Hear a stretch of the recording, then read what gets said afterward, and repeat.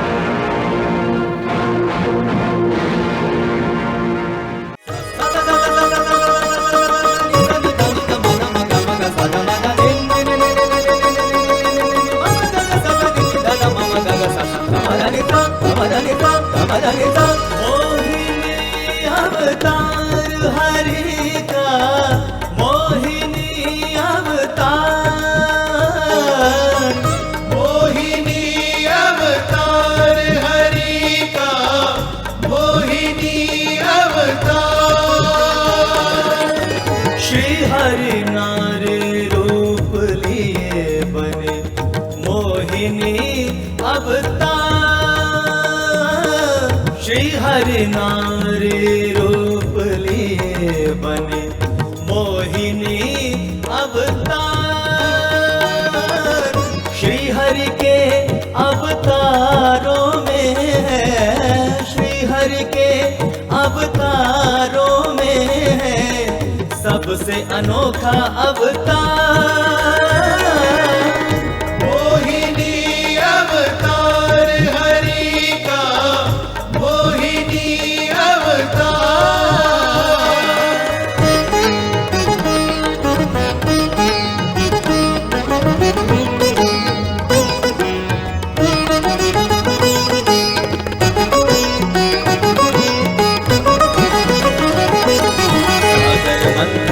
जब अमृत कलश निकलता है देव और दानवों में फिर तो बंद होता है।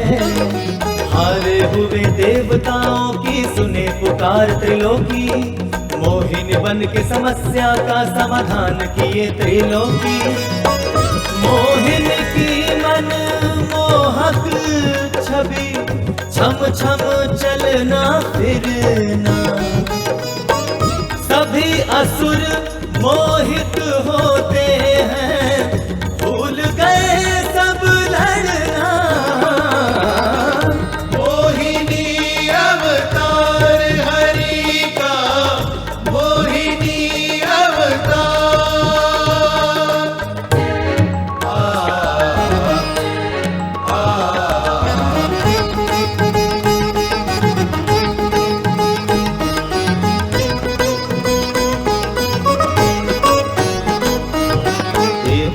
दानव दोनों की बनती अलग कतार, अमृत कलश ले हाथ में बांटे मोहिनी अमृत धार।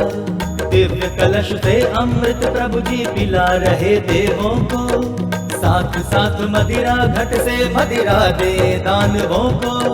दानव राहु बन के देव देवों की कतार में बैठा, अमृत कलश से अमृत घूंट मोहिनी से पी लेता। देवों ने पहचाना उसको, हरि काटे दानव शीश। दानव कट के ग्रह बन जाते, राहु के धड़ और शीश। मोहिनी अवतार हरि का, मोहिनी अवतार।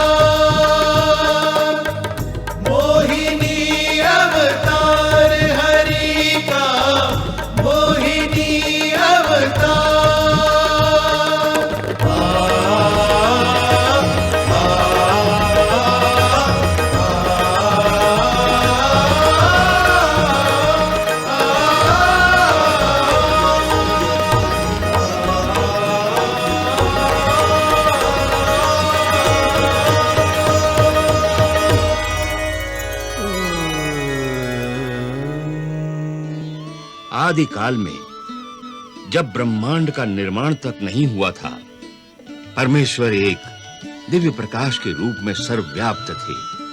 हर ओर ओंकार का नाम था।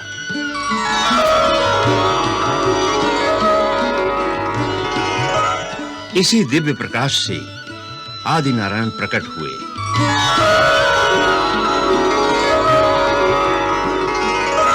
और जब उनके मन में सृष्टि की रचना की इच्छा हुई तो सबसे पहले उन्होंने अपने वाम भाग से आदि शक्ति को प्रकट किया।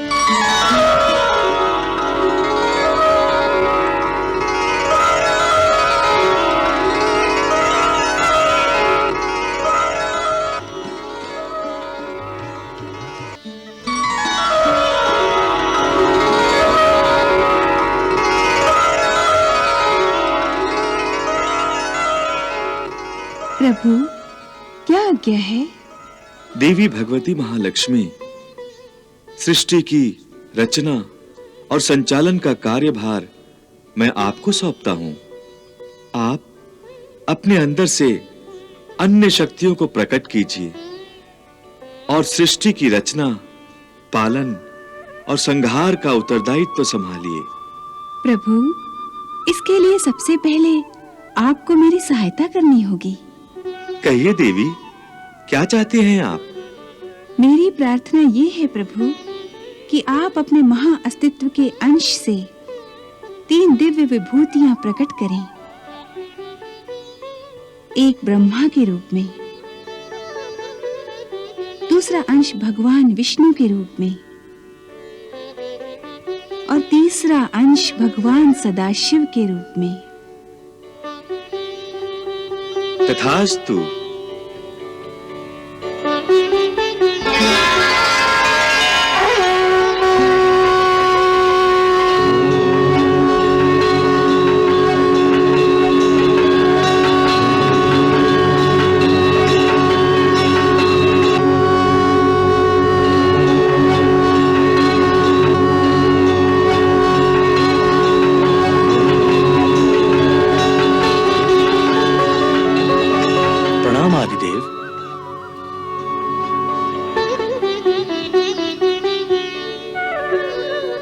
प्रणाम आदिशक्ति। प्रणाम ब्रह्मदेव। प्रणाम। मेरी उत्पत्ति किस कारणवश की गई है? हे ब्रह्मदेव, सृष्टि की रचना के लिए आपका प्रादुर्भाव किया गया है। सृष्टि रचना का ये महत्वपूर्ण दायित्व आपको ही संभालना है। तब ब्रह्मा जी ने आदिशक्ति की सहायता से सृष्टि का निर्माण कार्य आरंभ किया। धरती, आकाश, मानव दानव, पशु पक्षी, पेड़ पौधे इत्यादि की रचना की। एक समय 2 महान दैत्य हिरण्याक्ष और हिरण्याकश्यप समस्त लोकों में आतंक मचाए हुए थे। इसलिए महाबली हिरण्याक्ष ने अंतरिक्ष में से धरती को चुरा लिया और उसे समुद्र के नीचे ले जाकर छिपा दिया। धरती का उद्धार करने के लिए प्रभु ने वराह रूप धारण किया था।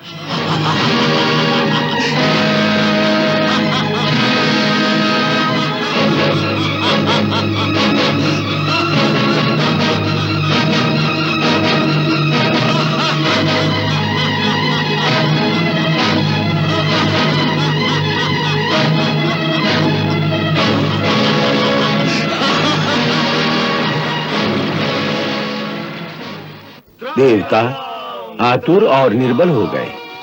तब उन्होंने भगवान के सामने पुकार की। तब भगवान वराह का रूप धारण करके परमपिता ब्रह्मा जी की नासिका से प्रकट हुए।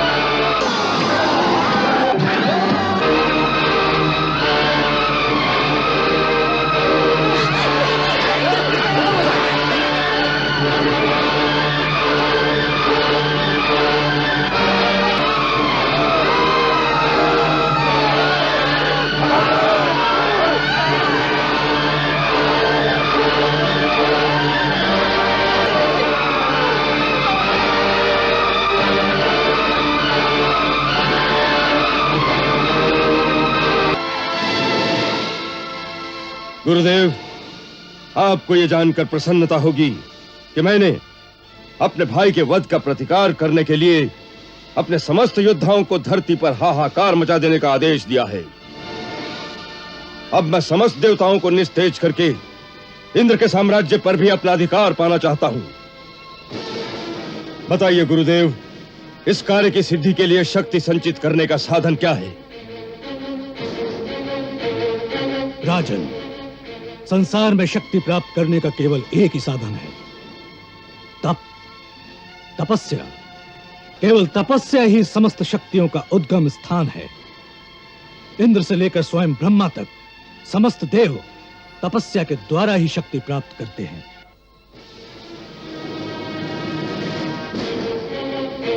तो मैं भी तपस्या करूंगा, और ऐसी घोर तपस्या करूंगा जो आज तक किसी ने न की हो। आप मेरा मार्गदर्शन कीजिए। राजन, यदि मेरे द्वारा बताई गई विधि को तुम पूरी तरह निभा सके तो तीनों लोकों में तुमसे अधिक शक्तिशाली और कोई नहीं होगा। गुरुदेव, मैं मन, वचन और कर्म से आपकी हर आज्ञा का पालन करूंगा।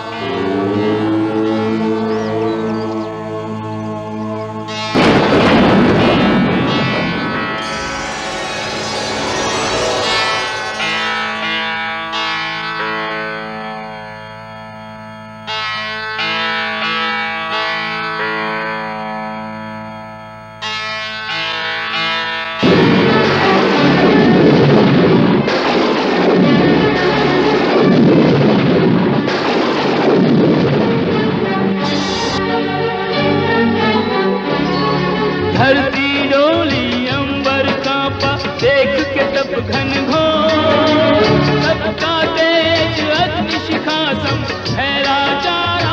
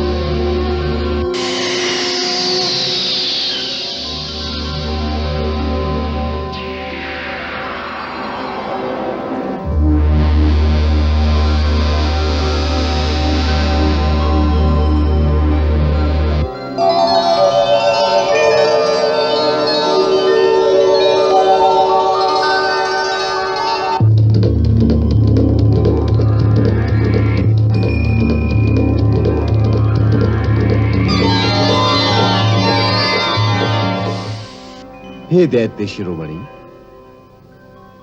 मृत्युलोक के प्राणियों के लिए हम अमर लोक के प्राणियों का दर्शन कभी निष्फल नहीं हो सकता।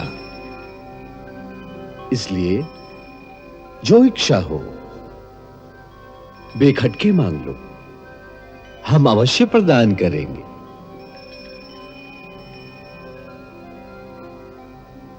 हे परमपिता, आप ही अपने त्रिगुणमय रूप में इस सृष्टि की रचना, रक्षा और संहार करते हैं।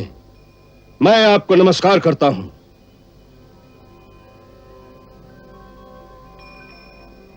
यदि आप मुझ पर सचमुच प्रसन्न हैं, तो मुझे ऐसा वर दीजिए कि आपके बनाए हुए किसी भी प्राणी से मेरी मृत्यु ना हो, न मनुष्य से, न पशु से, न दैत्य से, न देवताओं से। न भीतर मरूं, न बाहर मरूं, न दिन में, न रात में, न अस्त्र से मरूं, न शस्त्र से, न पृथ्वी पर, न आकाश में। युद्ध में कोई भी मेरा सामना न कर सके। आपके बनाए हुए समस्त प्राणियों का मैं एक छत्र सम्राट हूं। इंद्र आदि लोकपालों में जैसी महिमा आपकी है, वैसी ही प्रतिष्ठा मेरी भी हो जाए। मुझे ऐसा ही वर दीजिए भगवान, मुझे ऐसा ही वर चाहिए। तुम जो वर मुझसे मांग रहे हो वो जीवों के लिए बहुत ही दुर्लभ है। परंतु मेरे गुरु शुक्राचार्य ने कहा था कि ऐसी कठिन तपस्या के बाद कोई भी वर दुर्लभ नहीं होता। क्या वो झूठा आश्वासन था? क्या मुझे और तपस्या करनी होगी? और तपस्या की आवश्यकता नहीं है। गुरु शुक्राचार्य ने सत्य ही कहा था। ऐसी कठिन तपस्या न तो पहले किसी ने की थी, न आगे ही कोई करेगा। हे दैत्यराज, जो वर तुम मुझसे मांग रहे हो वो दुर्लभ होने पर भी मैं पूर्ण रूप में आपको प्रदान करता हूं।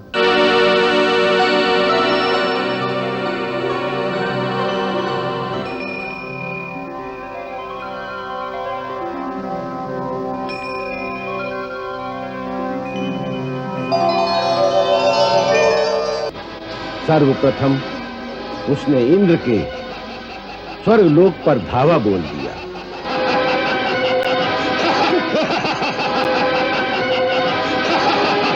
इंद्र भाग गया।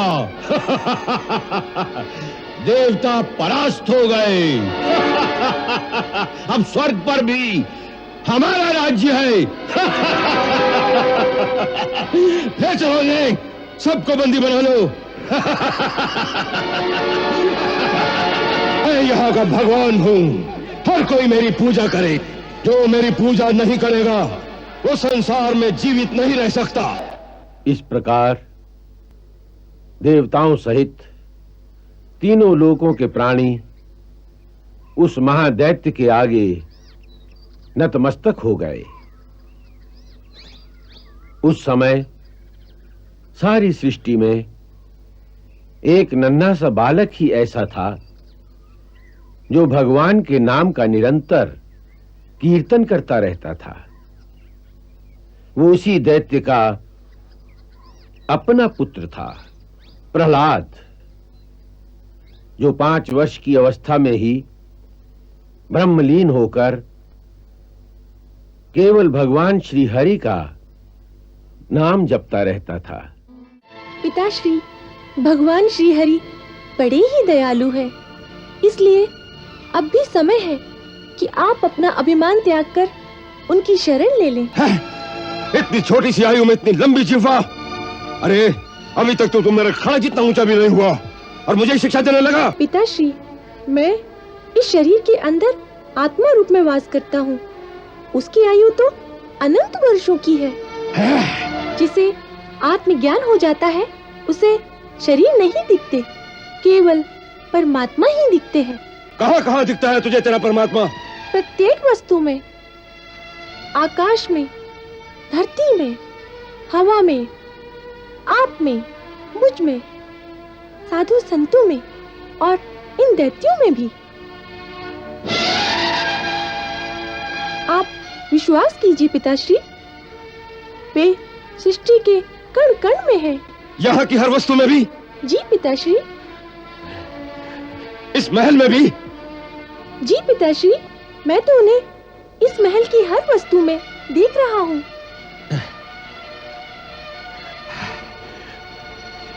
इस खंबे में भी दिखता है तुझे तेरा परमात्मा? जी पिताश्री, वे इस खंबे में भी है। यदि वो इस खंबे में भी है तो मैं अभी इस खंबे ही चकनाचूर कर देता हूँ।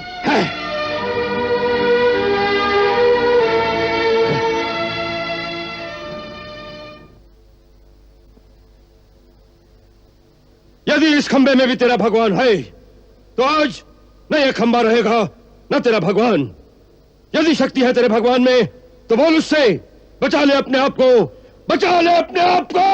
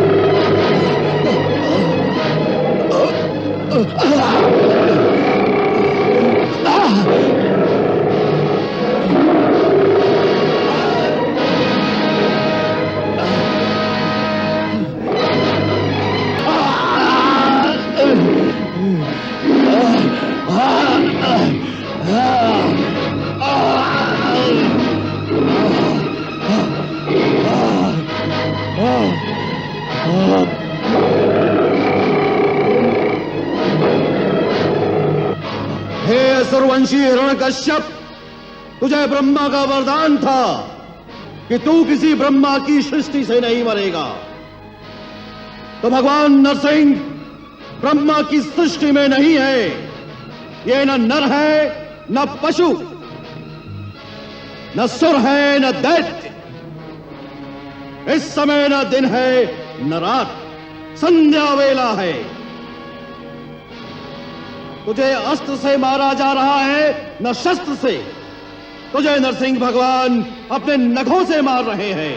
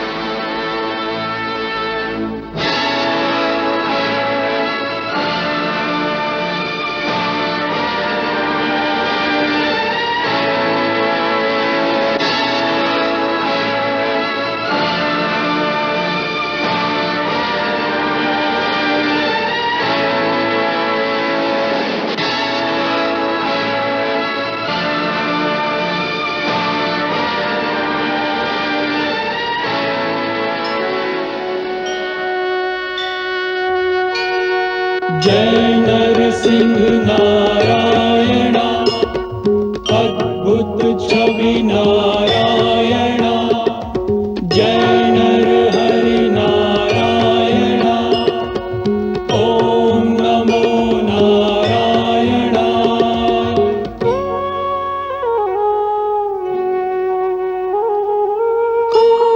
कोपकालस्य यो विग्रह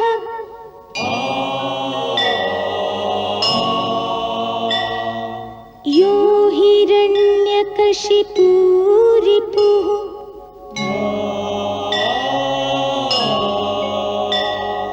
तस्मै मृगनरेन्द्राय नरसिंहाय नमो नमः।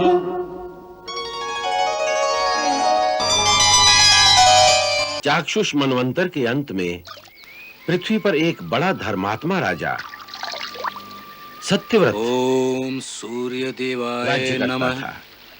राजा राजा राजा राजा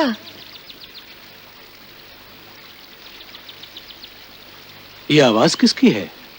राजा, मुझे जल में वापस मत फेंक। मैं एक छोटी सी मछली हूँ। नदी में बड़ी मछलियाँ छोटी मछलियों को खा जाती हैं। इसलिए जब मैंने आप जैसे वीर पुरुष के हाथों में अपने को सौंप दिया तो मुझे विश्वास था कि अब राजा के हाथों मेरी रक्षा होगी। यदि राजा भी मुझे त्याग देंगे तो फिर निर्बल प्राणियों की रक्षा कौन करेगा?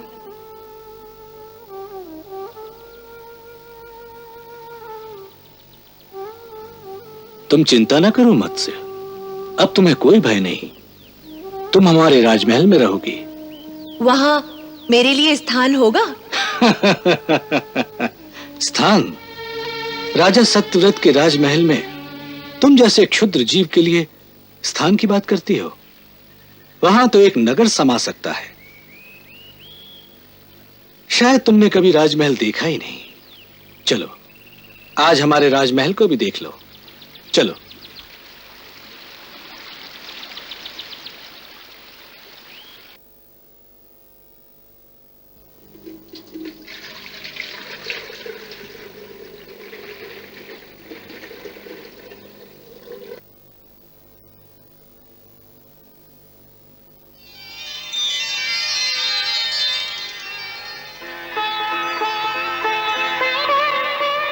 इसके आहार का पूरा प्रबंध किया जाए। जो आज्ञा महाराज।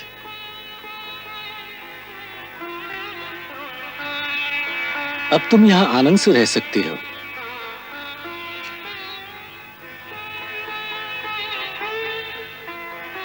राजा, राजा, मेरी सहायता करो, मेरी सहायता करो राजा।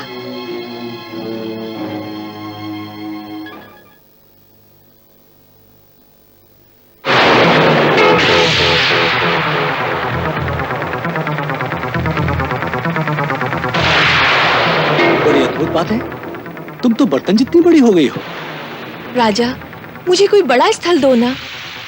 अच्छी बात है। प्रहरी, इन्हें किसी बड़े बर्तन में रख दो। जो आज्ञा महाराज।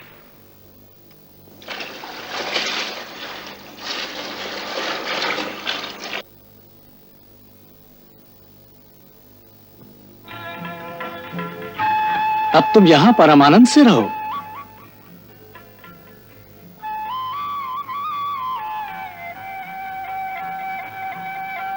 राजा, राजा,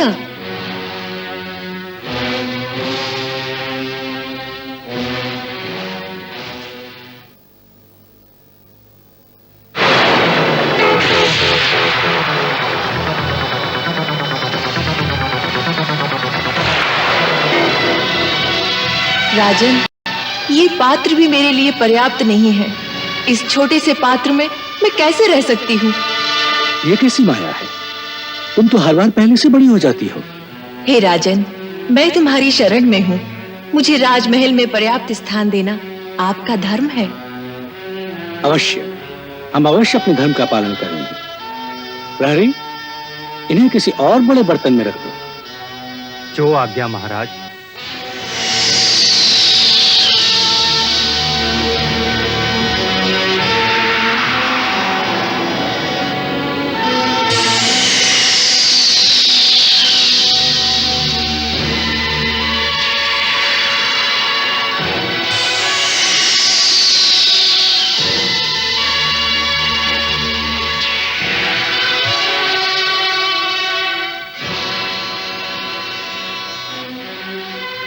देखो राजन, ये पात्र भी मेरे लिए पर्याप्त नहीं है। आप कोई अलौकिक जीव हैं। इतनी शीघ्रता से बढ़ती ही चली जा रही हैं। राजन, ये तो मेरा स्वभाव है। बढ़ने पर आती हूँ तो रुकती ही नहीं। परंतु आप क्यों चिंता करते हैं? आपका राजमहल तो बहुत बड़ा है ना? बड़ा था, परंतु आपने उसे छोटा कर दिया है। मैं समझ गया कि मैंने आपको क्षुद्र जीव कहा था। सो आपने मेरे अहंकार को तोड़ने के लिए ये लीला रची है। अवश्य आप कोई दिव्य आत्मा है। हे मत्सराज, आपने हमें जो शिक्षा दी है उसके लिए मैं आपका धन्यवाद करता हूं। अब मुझे अपने इस राजमहल का कोई दम नहीं रहा। चलिए, मैं आपको एक विशाल नदी में पहुंचा आता हूं। अच्छी बात है राजन, वही मेरे लिए उचित होगा।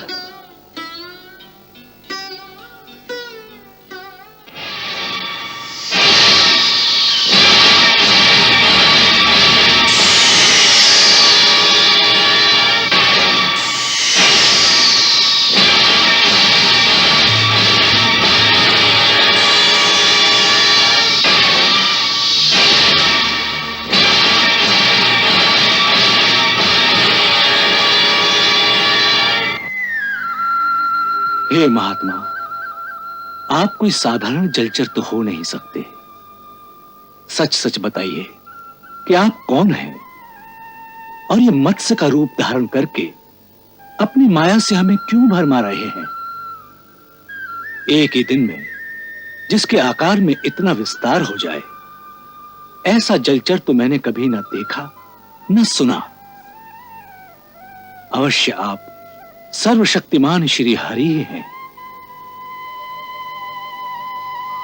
मैं मन, वचन तथा कर्म से आपकी शरण में आकर आपको प्रणाम करता हूं। हे प्रभु, मुझे अपने अलौकिक रूप के साक्षात दर्शन देने की कृपा कर।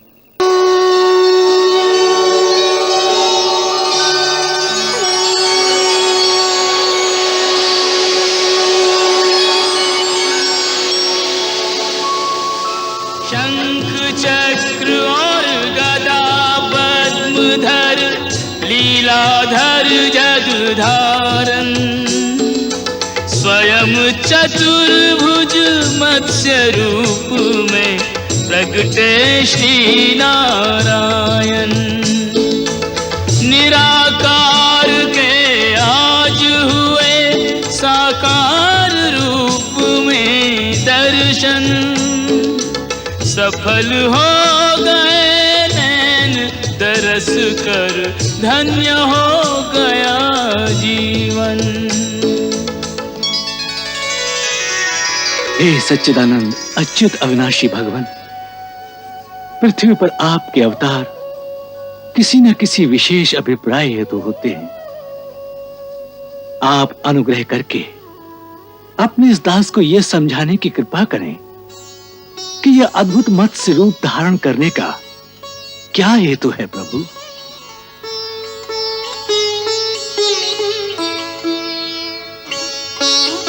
सत्यव्रत, आज से 7वें दिन भूलोक आदि तीनों लोक प्रलय के समुद्र में डूब जाएंगे। उस समय जब तीनों लोक प्रलय काल की जलराशि में डूबने लगेंगे, तब मेरी प्रेरणा से तुम्हारे पास एक बहुत बड़ी नौका आएगी। उस समय तुम समस्त प्राणियों के सूक्ष्म शरीरों को लेकर सप्तऋषियों के साथ उस नौका पर चढ़ जाना और समस्त धान्य तथा औषधियों के बीजों और भी छोटे बड़े अन्य प्रकार के बीजों को साथ रख लेना। जब प्रचंड आंधी के कारण नाव डगमगाने लगेगी, तब मैं इसी रूप में वहां आऊंगा और तुम लोग वासुकी नाग के द्वारा उस नाव को मेरे सींग से बांध देना। सत्यव्रत, इसके बाद जब तक ब्रह्मा जी की रात रहेगी, तब तक मैं ऋषियों के साथ तुम्हें उस नाव में बैठाकर उसे खींचता हुआ समुद्र में विचरण करूंगा। उस समय जब तुम प्रश्न करोगे, तब मैं तुम्हें उपदेश दूंगा।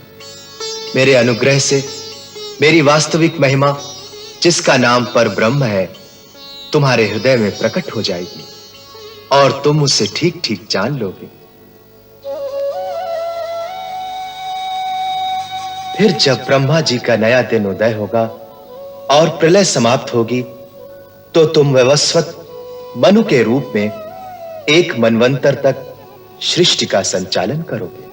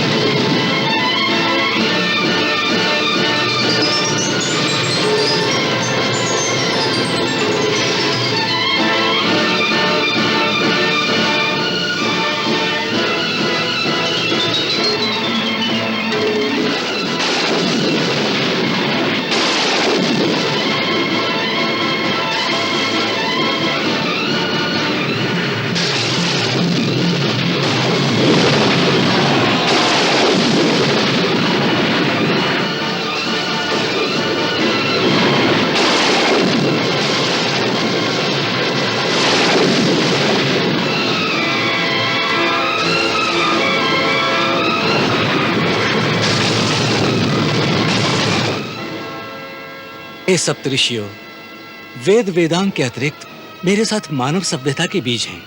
इस समय संपूर्ण सृष्टि विनाश को प्राप्त हो गई है। कभी उचित अवसर और अनुकूल परिस्थिति आने पर इन सृष्टि बीजों द्वारा हम पुनः जीवन और संस्कृति का प्रसार कर सकेंगे।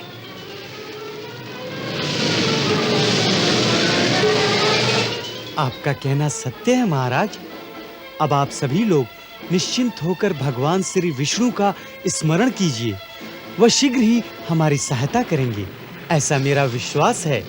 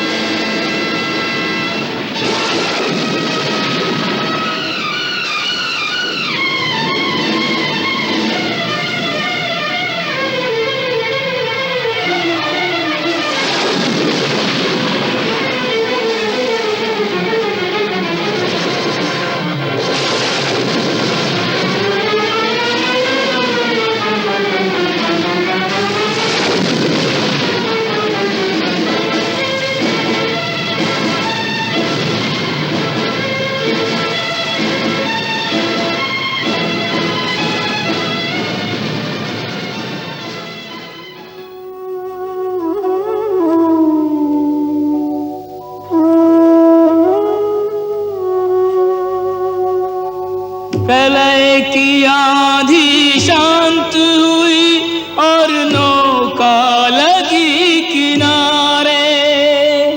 मनु पृथ्वी पर नव जीवन नव संस्कृति लिए पधारे।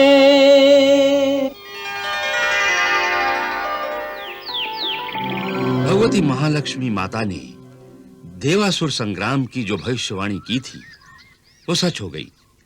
देवता और असुरों में बार बार भीषण युद्ध होने लगे।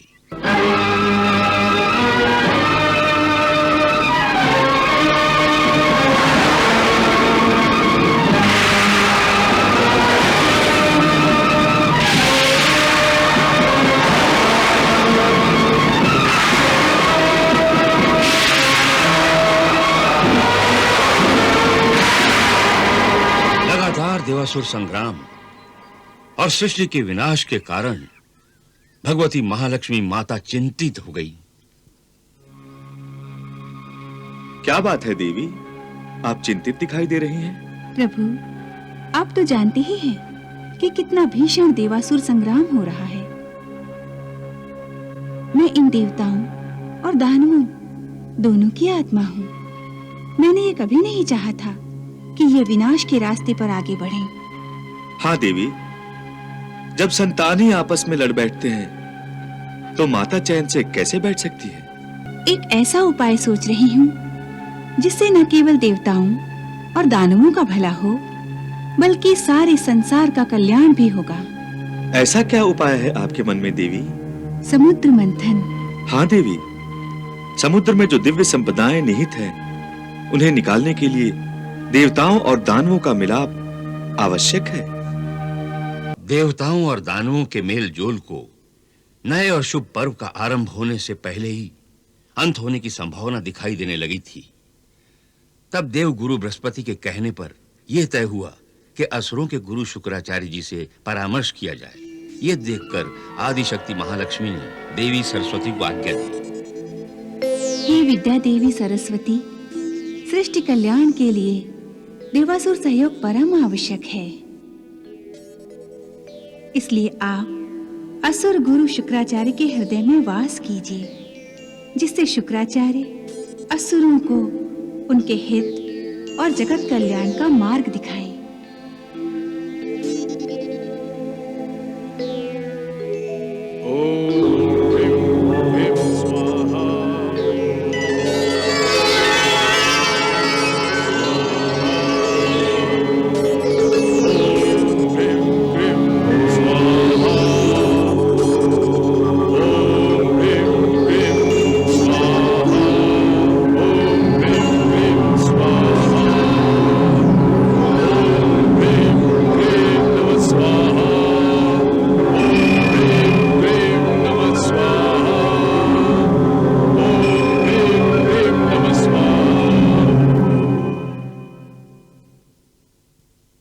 आइए।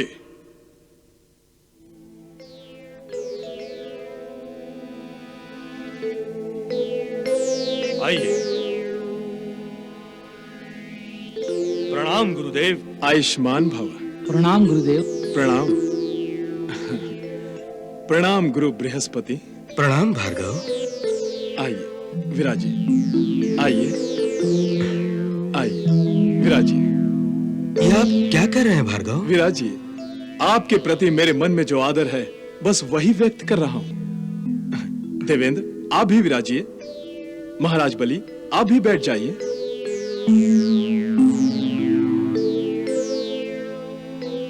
आज्ञा कीजिए गुरु बृहस्पति, आपकी किस इच्छा किस आशा की पूर्ति कर सकता हूं।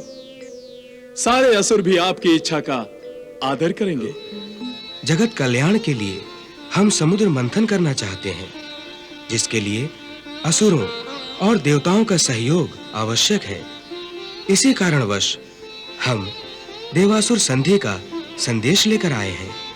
धन्य है आप देवगुरु, धन्य है आप। कैसा उचित, कैसा जगत कल्याणकारी प्रस्ताव लेकर आए हैं। समुद्र मंथन। जगत कल्याण के लिए हम कुछ भी कर सकते हैं। यदि महाराज बलि चाहें तो हमें इसी क्षण संधि करने में कोई आपत्ति नहीं है।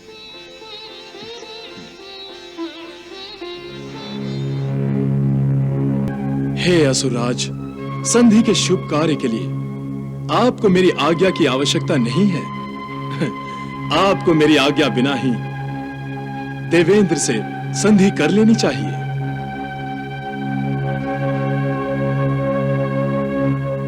महाराज बलि,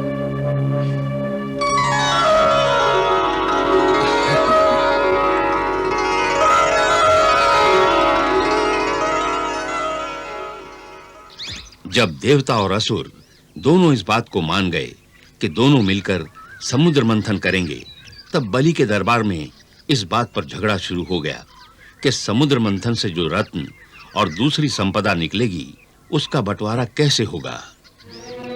देवताओं का कोई भरोसा नहीं है गुरुदेव। समुद्र मंथन से निकलने वाली दिव्य संपदा को देखकर इनका मन ललचा गया, तो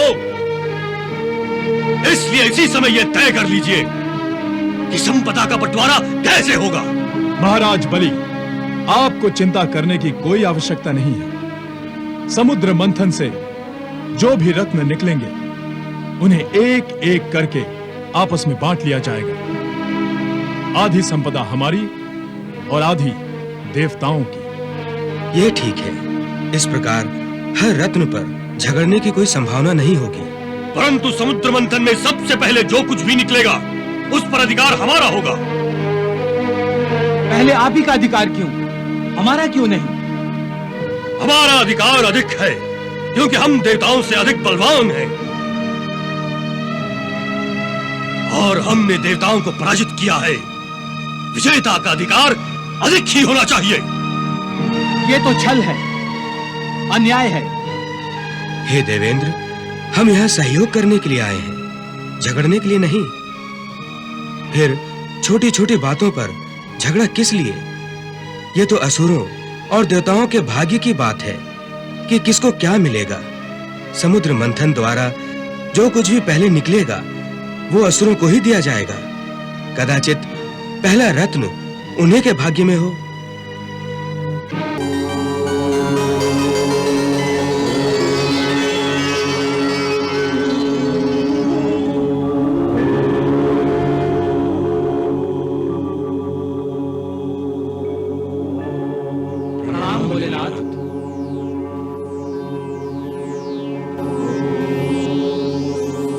कल्याणमस्तु।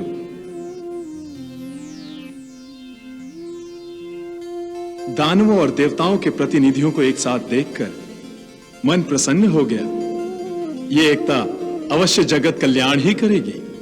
हे प्रभु, हम जगत कल्याण कार्य हेतु ही आपस में मिलकर आपके पास आए हैं। बड़ी ही अच्छी बात है।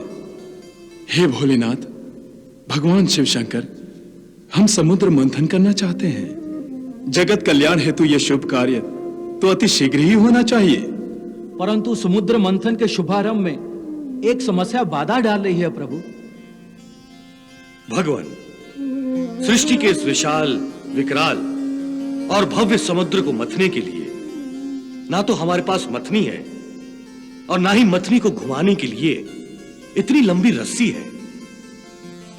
समझ में नहीं आता कि हम क्या करें। हे प्रभु, आप ही हमारा मार्गदर्शन कीजिए। हे देवेंद्र, हिमालय पर्वत की विशाल श्रृंखला में एक विशाल और विकराल मंदार पर्वत है जिसका आकार मथनी जैसा ही है। आप उस पर्वत को मथनी बना सकते हैं। वाह प्रभु वाह, आप धन्य हैं। और हे असुराज बलि, पाताल लोक में नागराज वासुकी वास करते हैं। आप उनकी सेवा को काम में लेकर उनसे रस्सी का काम ले सकते हैं। हे प्रभु, आपका इतना संकेत ही बहुत है। बस आप इतना ही आशीर्वाद दीजिए कि हम मंदार पर्वत और नागराज वासुकी को मना लें और जगत कल्याण के लिए समुद्र मंथन को सफल बना सकें। तथास्तु।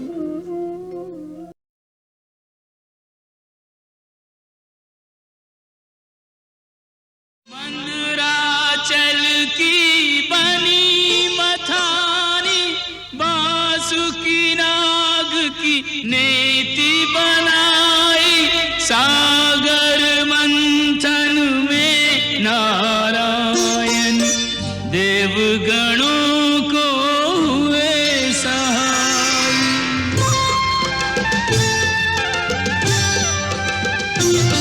प्रारंभ हुआ सागर मंथन, सागर मंथन। प्रारंभ हुआ सागर मंथन, सागर मंथन।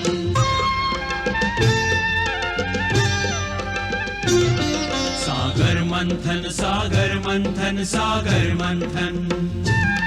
दुर्लभ निधियों के हेतु करे सागर मंथन।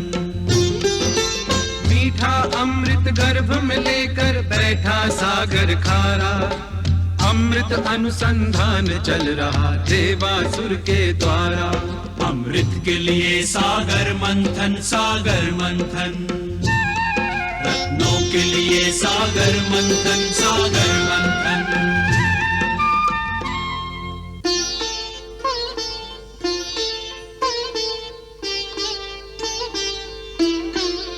सिंधु अभी मथने को पड़ा है, मंदराचल में भार बड़ा है। दोनों दल में प्रश्न खड़ा है, भीषण भार उठाएं कैसे, भीषण भार उठाएं कैसे। पर्वत जल में डूब रहा है, धीरज साहस छूट रहा है। पर्वत के संग जल में डूबती आस की नाव बचाएं कैसे। अमृत के प्यासे बेचारे टूटे टूटे हारे हारे, सोच रहे के सहायता लेने मंथन छोड़ के जाएं कैसे। मंथन छोड़ के जाए कैसे, पर्वत भार उठाए कैसे। क्या हो रहा है देवेंद्र? स्वयं के भार से मंदराचल नीचे की ओर जा रहा है, हमें इसे आधार देना होगा। मंदराचल को कौन आधार? शीघ्र कुछ कीजिए देवेंद्र, मंदराचल डूब गया तो हमारा किया सारा श्रम बेकार हो जाएगा। नारायण नारायण।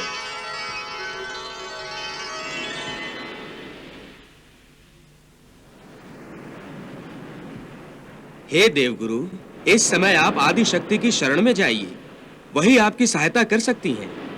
जो आज्ञा महर्षि। हे आदि शक्ति, हे महामाया, आप ही की प्रेरणा से समुद्र मंथन आरंभ हुआ है। अब इस शुभ कार्य को रुकने मत दीजिए। हे माता, इस आपात स्थिति में आप ही का सहारा है। चिंता मत करो वत्स।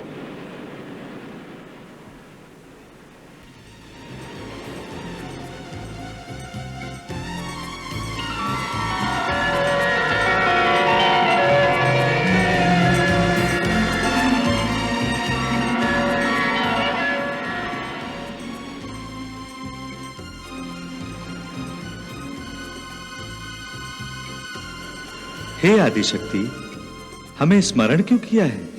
विष्णुदेव, आप अपना कश्यप अवतार लीजिए और मंद्राचल को सहारा दीजिए। जैसी आपकी इच्छा देवी।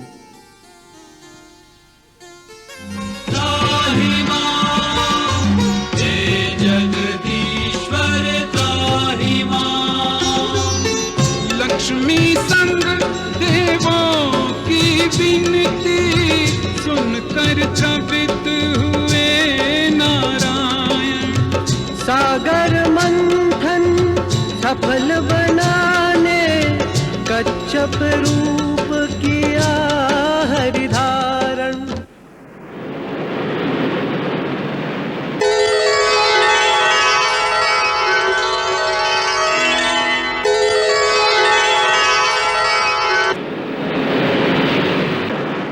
मंदराचल सा भारी पर्वत अपनी पीठ पे धारा, नाथ कृपा कर देवासुर का बिगड़ा काज संभारा।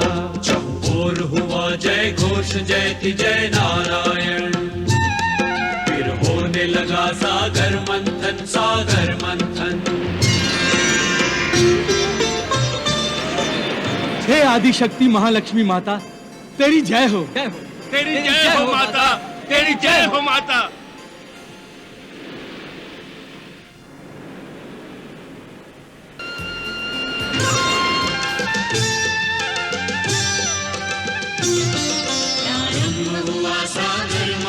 सागर मंथन, प्रारंभ हुआ सागर मंथन सागर मंथन। मंदराचल सा भारी पर्वत अपनी पीठ पे धारा, ले कच्छप अवतार प्रभु देवों का काज सवारा। प्रारंभ हुआ सागर मंथन सागर मंथन।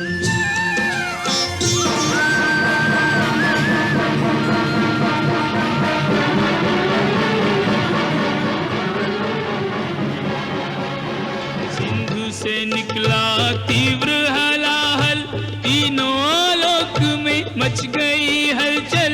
चारों ओर धुएं के बादल बन के प्रलय मंडराने लगे हैं, बन के प्रलय मंडराने लगे हैं। हे दैत्यराज, संधि के अनुसार समुद्र से निकली पहली वस्तु आपकी है।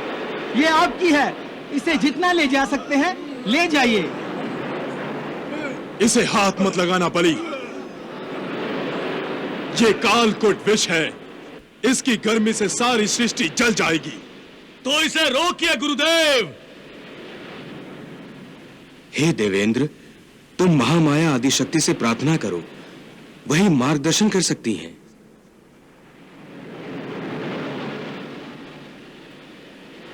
वत्स,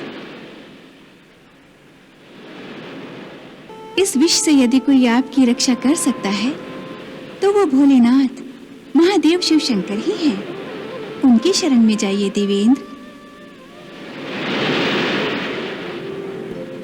हे भोलेनाथ, हे महादेव, हे शूलपाणी, इस विष से त्रिलोक की रक्षा कीजिए प्रभु। रक्षा कीजिए प्रभु। महादेव रक्षा कीजिए महादेव। हे शूलपाणी, हमारी रक्षा कीजिए, हमारी रक्षा कीजिए प्रभु।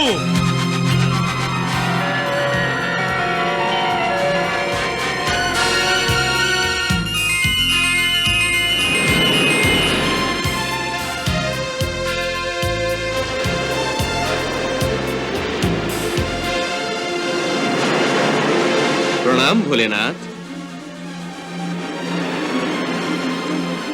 महामाया माता आदिशक्ति जो चाहेंगी वो अवश्य होगा। इसलिए हे देवेंद्र, आप चिंता से मुक्त हो जाइए। जय शंकर भोले भंडारी, परम कृपाल जगत हितकारी। तीव्र हलाहल पीकर भगवन, तुमने सर्वापदा निवारी। तुम जैसा कोई और नहीं है भय भंजन दुखहारा। जय गिरिजापति जय शिव शंकर, तुमको नमन हमारा। जय नीलकंठ देवादिदेव कल्याण करन। शतकोटि नमन शतकोटि नमन शतकोटि नमन।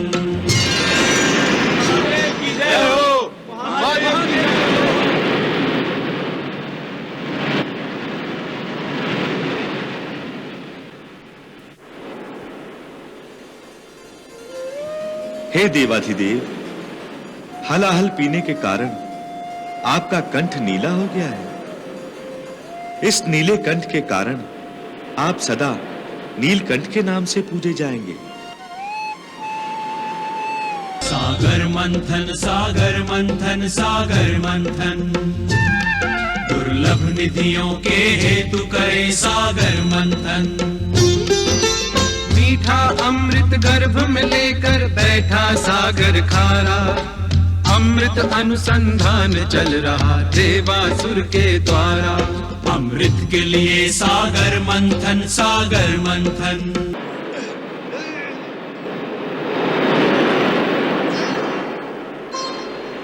प्रगट हुआ उच्च है श्रवा अशोका सरताज। असुर देख विस्मित हुए चकित हुए सुरराज। अशोका सरताज।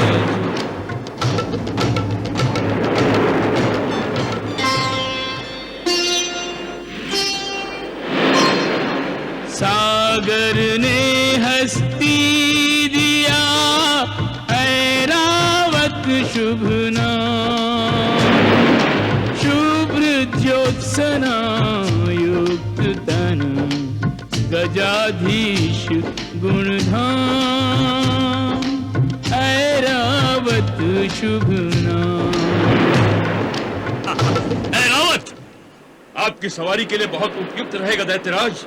हाँ, मेरा मन भी यही कह रहा है। इस ऐरावत पर बैठकर जब मैं सेना का संचालन करूंगा तो शत्रु की आंख इसकी चमक से चौंधिया जाएगी। निस्संदेह देवेंद्र, ऐरावत को आप ही ले लीजिएगा।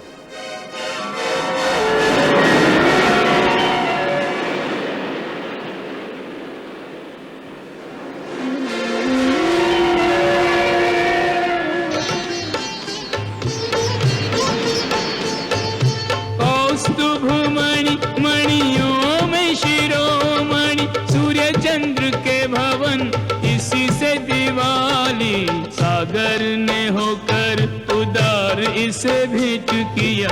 मणि ये समृद्धि को भी वृद्धि देने वाली। देवेंद्र, क्या यही कौस्तुभ मणि है? हाँ असुर श्रेष्ठ, यही कौस्तुभ मणि है। ये दिव्य मणि आपके गले की शोभा बढ़ाएगी दैत्यराज। इस पर तो केवल आपका ही अधिकार होना चाहिए देवेंद्र। हाँ।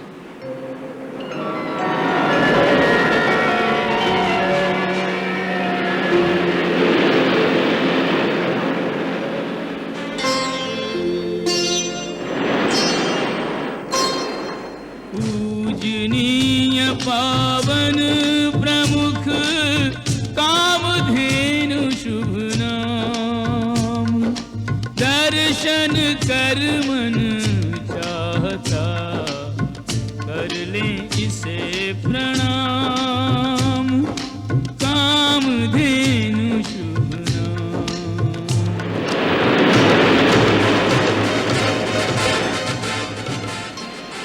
पारिजात की जात का वृक्ष न कोई और।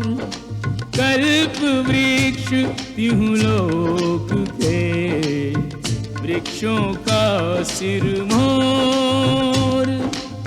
वृक्षों का सिरमोर। दैत्यराज, इसे हम असुर लोग ले जाएंगे। कल्प वृक्ष ही क्यों, देखते जाओ, सभी रत्न हमारे साथ असुर लोग जाएंगे।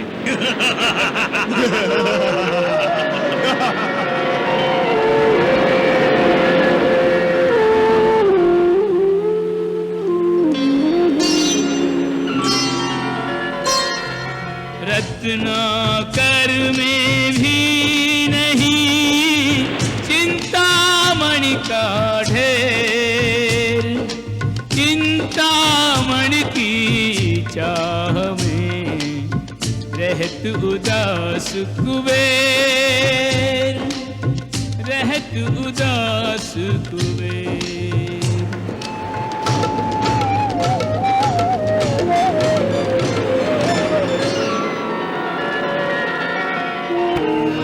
हुआ सागर मंथन, सागर मंथन, प्रारंभ हुआ सागर मंथन, सागर मंथन। अंत में स्वयं भगवान धन्वंतरी अमृत का कलश लेकर समुद्र से प्रकट हुए। घट लेकर प्रगटे धन्वंतरि भगवान। अमृत को देखकर देवता और दानव दोनों उन पर झपट पड़े। धन्वंतरी ने देवताओं के लिए अमृत को बचाने की बहुत कोशिश की, परंतु असुर बहुत बलवान थे। वो उनसे अमृत छीन कर ले गए।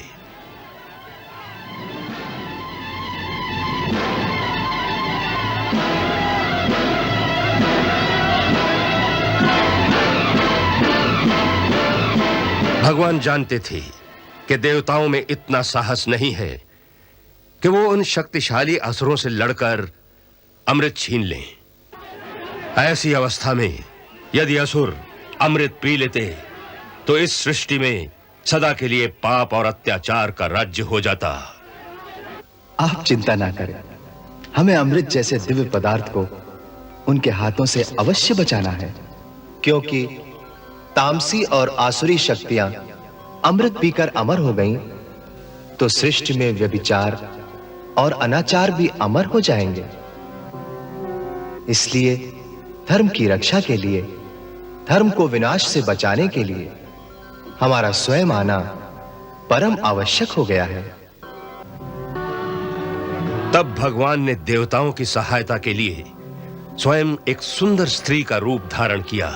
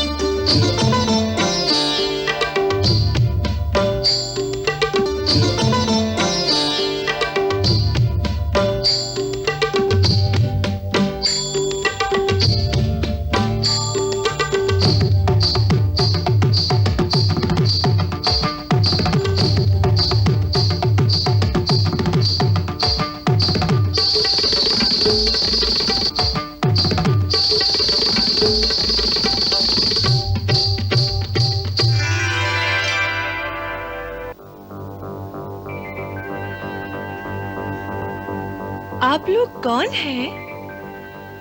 इस प्रकार आपस में क्यों कलह कर रहे हैं? देवी, हमने समुद्र मंथन करके अमृत प्राप्त किया है। अच्छा, अमृत की प्राप्ति के लिए हम सबने परिश्रम किया था, परंतु इन असुरों ने हमारे भाग का अमृत ही छीन लिया। जिसके पास शक्ति होगी वही तो छीन सकता है। परंतु शक्ति तो न्याय का तराजू नहीं होती। तो फिर शक्ति का क्या लाभ? शक्ति तो न्याय की रक्षा के लिए होती है। न्याय का मापदंड तो धर्म के द्वारा होता है। आप कौन से कुल के हैं? अवश्य ही कोई नीच कुल होगा जो न्याय और धर्म की इतनी भी व्याख्या नहीं जानते। परंतु हे सुंदरी, तुम कौन हो? मोहिनी। सत्य है, मनमोहिनी नहीं, जगमोहिनी। यही सत्य है। मैं ही जगमोहिनी हूँ। जगत के प्रत्येक प्राणी को मोहना ही मेरा काम है, तभी तो मोहिनी मेरा नाम है। स्वच्छंद हूँ, सभी स्थानों पर विचरती रहती हूँ और जहां पर कहीं अच्छे लोगों की सभा चल रही हो वहां अपने नृत्य और संगीत से उनकी सेवा भी करती हूँ, मनोरंजन भी करती हूँ, क्योंकि किसी के मन का मनोरंजन करना ही संसार में सबसे बड़ा पुण्य का काम है। यही सोचकर इतनी दूर से आपकी सभा देखकर आई थी, परंतु यहाँ तो कलह कलेश है, द्वेष है, अन्याय है। यहाँ मेरा मन नहीं लगेगा। अच्छा, हे मोहिनी, अगर हम ये कलह छोड़ दें और द्वेष मिटा दें, तो क्या तुम यहाँ रुकोगी और हम सबका मनोरंजन करोगी? बड़े चतुर हो। न्याय अन्याय की बात नहीं की। हम अन्याय भी नहीं करेंगे। परंतु इसका निर्णय कौन करेगा? तुम। हाँ, तुम। हम न्याय अन्याय, धर्म अधर्म का सारा निर्णय तुम पर छोड़ते हैं। प्रमाण? प्रमाण तो ये है, ये है अमृत कलश, जिसे चाहे पिला दो, जिसे चाहे प्यासा मार डालो।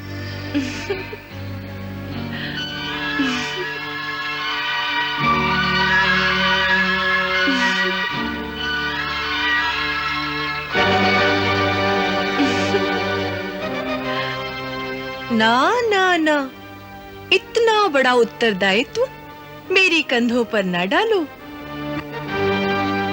शास्त्र कहता है कि कुलीन पुरुषों को किसी स्वच्छंद नारी पर कभी विश्वास नहीं करना चाहिए।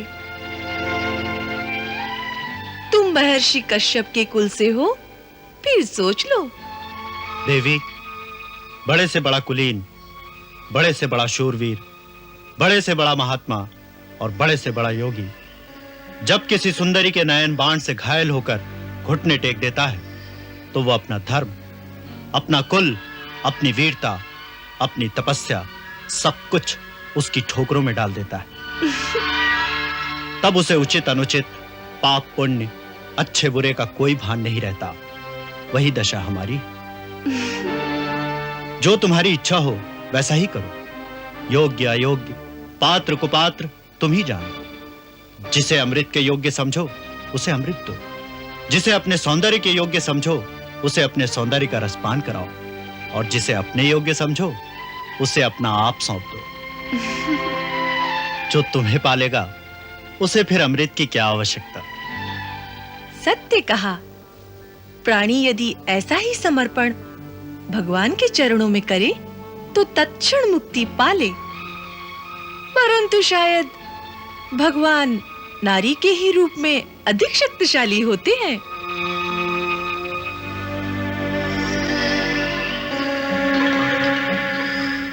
अच्छी बात है, अब मैं ही न्याय करूंगी।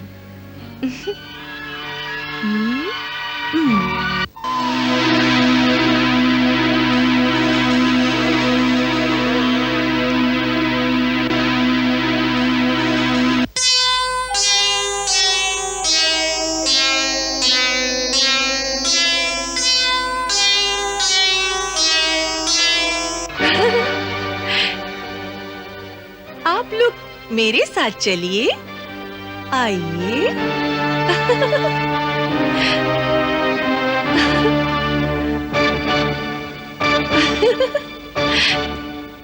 आइए, आइए ना। आइए, देवता इस ओर और दानव इस ओर। विराजिए, विराजिए ना। देवता इस ओर, दानव इस ओर। पंक्तिबद्ध होकर बैठ जाएं।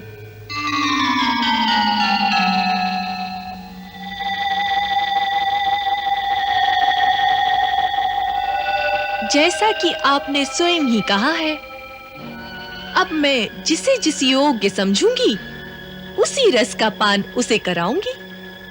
स्वीकार है?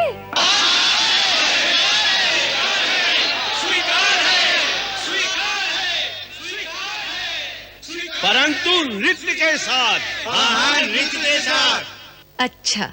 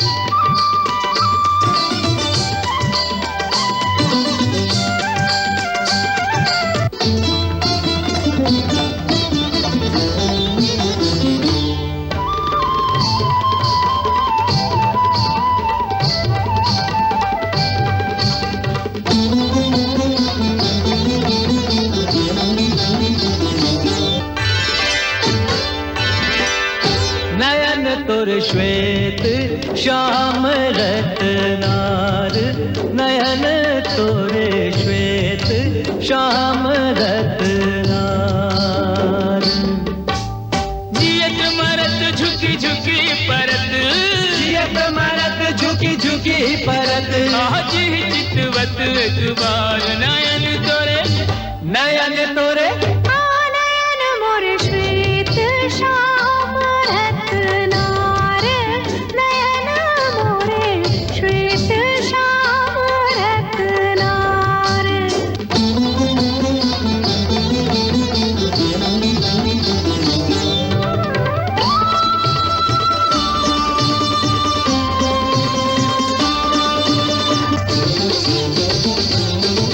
छवि मोहिनी शुभांगी काया, तू जाने कोई मोहिनी माया।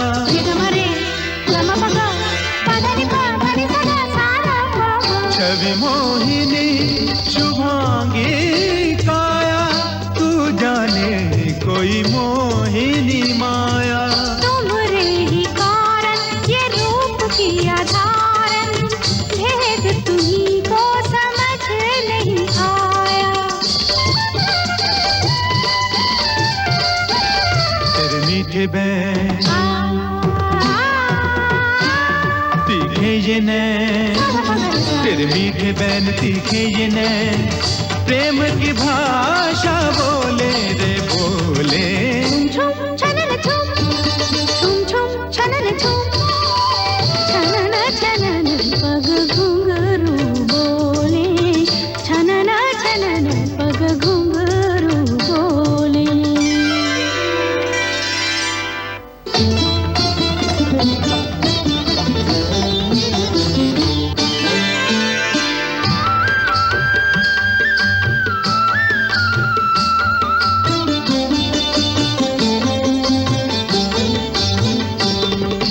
तुम हो रसिया रस में डूबे, बात कही रस वाली, भेद भरे हमरे नैनों की व्याख्या ही कर डाली।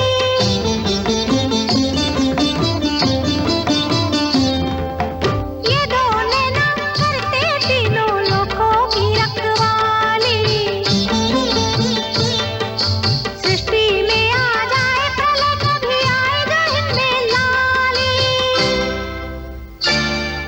चंचल चपल नयन तोरे गोरी, चंचल चपल नयन तोरे गोरी। हे विश्व में बुझी कटार, नयन तोरे नयन तोरे नयन मोरे श्वेत श्याम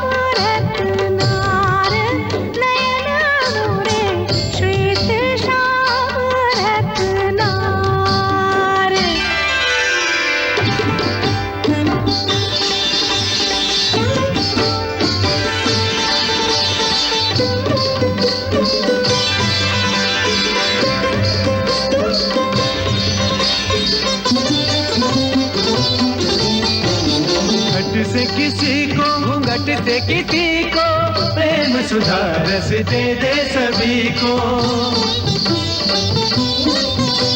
सुर भी प्यारे असुर भी प्यारे, तुम भी हमारे वो भी हमारे।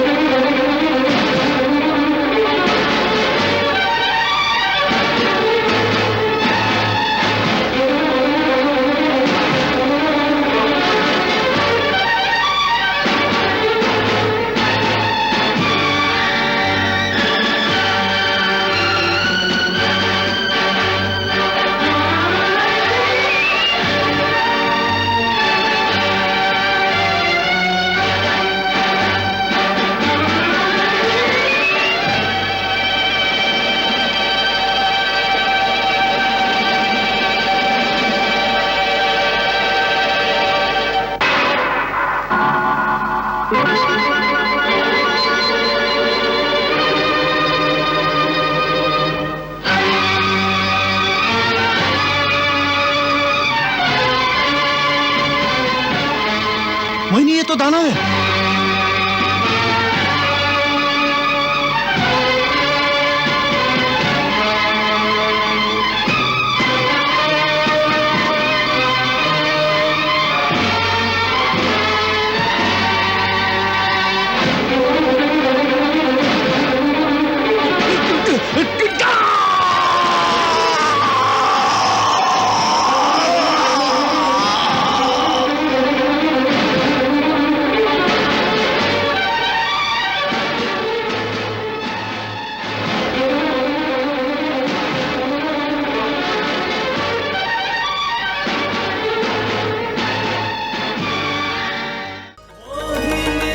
अवतार हरि का, मोहिनी अवतार।